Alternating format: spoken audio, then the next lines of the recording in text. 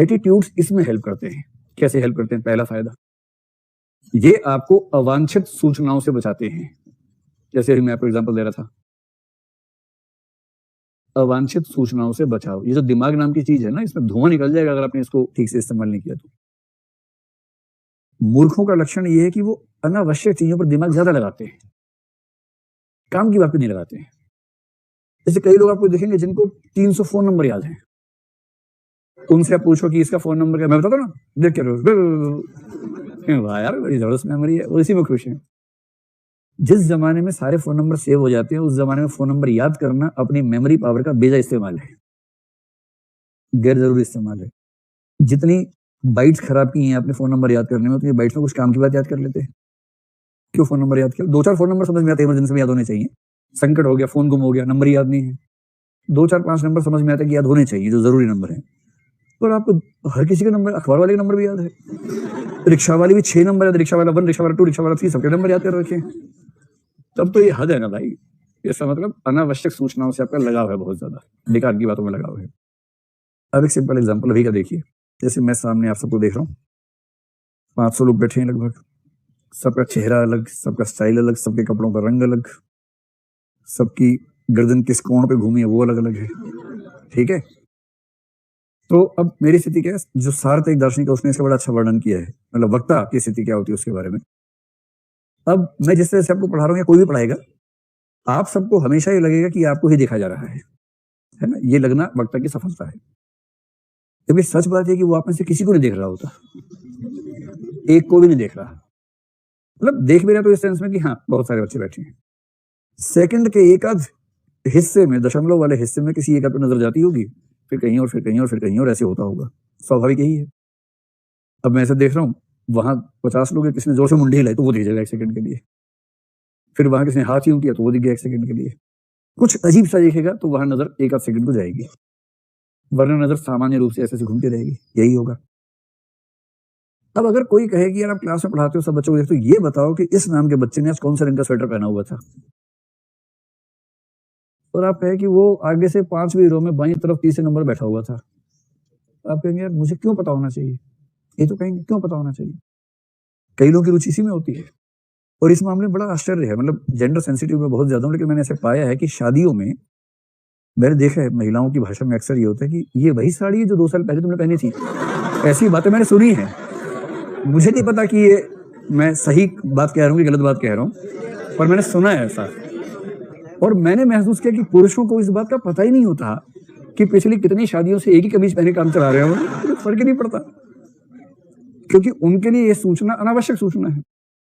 और महिलाओं की शायद मजबूरी है, क्योंकि उनके लिए, मैंने कहा था ना एक बार कि सौंदर्य उनके लिए एक मजबूरी का मामला ज्यादा है, शायद इस वजह से उस पर फोकस इतना ज्यादा है। वो हमेशा सिस्टमेटिक प्रोसेसिंग में रहती है कि साड़ी, अरे रिपीट कर दी तूने तो 6 साल पहले ही पहनी थी एक बार तुमने, फिर। और आदमी कह रहा है 6 साल नहीं, 6 साल से रोज पहनता हूं भाई, तुम 6 साल बाद आए हो, मैं तो रोज क्या है।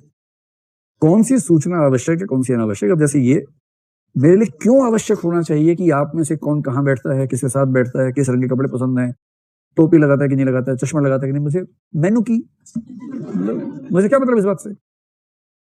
लेकिन अगर मैं अपने दिमाग को अभ्यस्त न कर लूं इस चीज के लिए कि इन चीजों पर ध्यान देना ही नहीं है, तो मेरी बहुत सारी एनर्जी खर्च हो जाएगी उन सूचनाओं को ध्यान से देखने में जो गैर जरूरी है।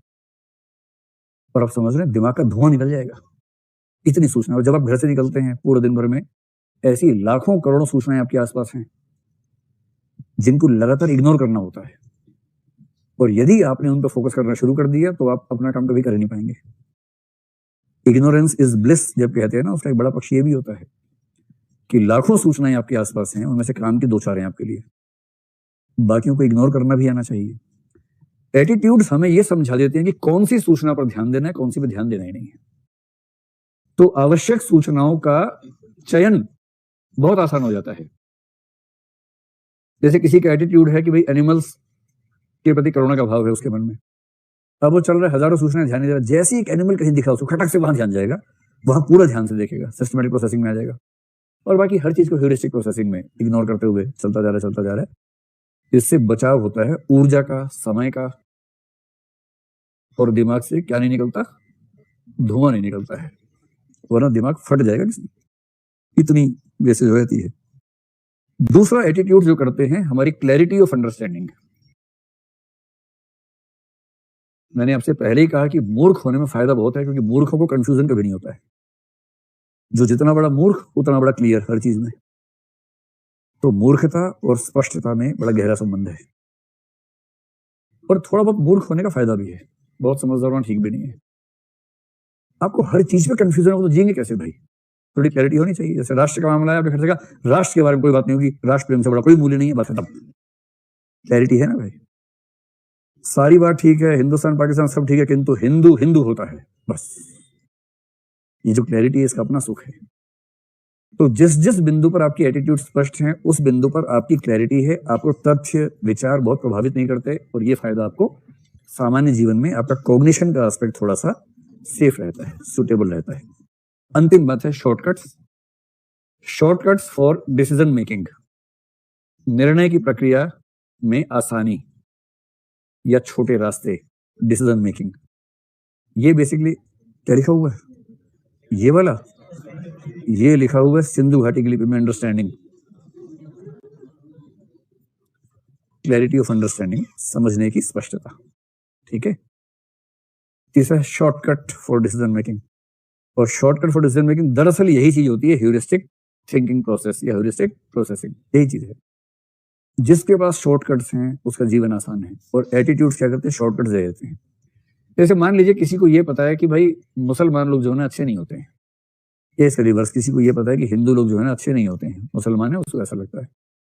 ये धारणा कितनी भी गलत हो, इससे इसकी एनर्जी बहुत सारी बच जाएगी। कि आपको कॉलेज में पढ़ रहे थे, कोई व्यक्ति पसंद आया, आपने उससे पूछा भाई तुम्हारा नाम क्या है, उसने कहा तौसीफ अहमद, आपने कहा चलो फिर बाय बाय। एकदम क्लैरिटी है कि जैसे ही नाम मुसलमान का है उससे आगे बात बढ़ानी ही नहीं, कितना ही अच्छा हो। So clear.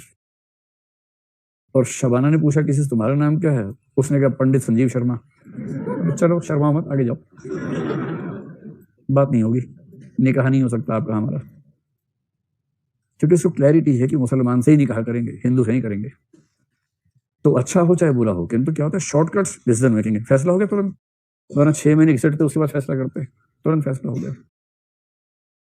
और शॉर्टकट्स होते कौन से हैं? जैसे किसी का एटीट्यूड है, अपने पेरेंट्स के प्रति बहुत लगाव है, कि मेरी मम्मी कहती थी, मेरे नाना जी कहते थे, है ये कहानी बिल्कुल सच्ची, मेरे नाना कहते थे। सुने वाला गीत आपने? एक बहुत प्रसिद्ध गीत हुआ एक जमाने में, शशि कपूर उसमें घोड़े पर बैठे नायिका को लेके चल रहे हैं पैदल। एक था गुल और एक थी बुलबुल, दोनों चमन में रहते थे, है ये कहानी बिल्कुल सच्ची, कहानी नहीं है ये कहानी बिल्कुल सच्ची, मेरे नाना कहते थे। नाना कहते थे, नाना ने कहा तो सच्ची है ही ना भाई, फिर कैसे झूठी हो गई? तो क्योंकि मेरे नाना कहते थे इसलिए है ये कहानी बिल्कुल सच्ची। अगर आपको किसी ऐसे व्यक्ति भरोसा हो ना कि यार उसने कहा है, नहीं पापा ने कहा, अरे पापा ने कहा, बात खत्म। पापा कहेंगे नस काटो बेटा, नस काट देंगे हम, लेकिन पापा ने कहा है। इससे क्या होगा? शॉर्टकट मिलेगा, और आपका कॉग्निटिव बेनिफिट सिर्फ इतना है, अनावश्यक सूचनाओं पर ध्यान नहीं जाता है, फैसले जल्दी होते हैं, दिमाग में कंफ्यूजन नहीं होता है। और आम आदमी को इतना ही चाहिए। जो ज्ञानी महात्मा लोग होते हैं ना, उनकी बात अलग है। आम आदमी को इतना ही चाहिए कि दिमाग में कंफ्यूजन ना हो, सीधे सीधे बातें पता हो। भगवान जी हैं, बात खत्म। हाँ है भगवान जी। कौन भगवान जी? हनुमान जी भगवान जी। हाँ ठीक है, फाइनल है, हनुमान जी भगवान जी है। उनसे ये नहीं पूछना कि फिर राम जी क्या है, अरे यार इतना मत पूछो, राम जी भी भगवान जी हैं। अच्छा फिर दोनों में संबंध क्या? दो भगवान हो गए तो? अरे यार छोड़ो ना ये सब बात, ये भगवान लोग आपस में देख लेंगे। हमारा काम इतना ही है कि मंगलवार को हनुमान जी की पूजा करनी है, और राम जी का किसी भी दिन चल जाएगा, हमें तो सिर्फ इतना पता है। सोमवार शिव जी का क्यों है? भगवान के 7 दिन का नहीं होते? अरे यार दिमाग मत लगाओ। शिव जी का सोमवार होता है, शास्त्रों में कहा है, बात खत्म। लिखा है ना गीता में? नहीं लिखा है? अरे लिखा है, बात खत्म करो यार, कब से सुन रहा हूँ गीता में लिखा है, पढ़ी थोड़ा ना गीता मैंने, लिखा है गीता में बस। ये है शॉर्टकट्स, इनसे जिंदगी हो जाती है बहुत खूबसूरत, बहुत आसान। इसको एंजॉय कीजिए, जिसको बोलते हैं आपकी भाषा में चिल मारो यार। चिल मारने का काम सबसे पहले कौन करता है? एटीट्यूड, संज्ञानात्मक फंक्शन। इफेक्ट